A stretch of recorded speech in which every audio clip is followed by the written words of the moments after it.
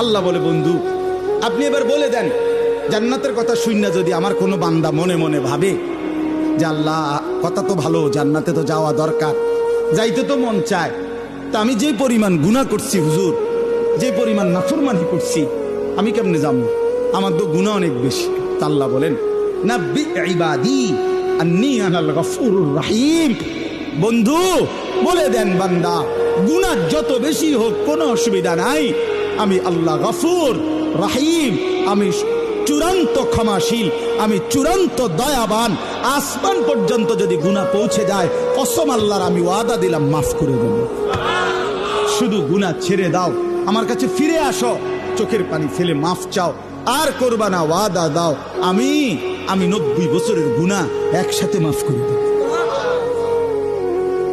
মাফ করে দেব। তোমার জন্যই তো বানাইছিলাম জান্নাত বান্দা, আমি রাখতে দিয়ে লাভ কি? আমি তো দিতেই চাই।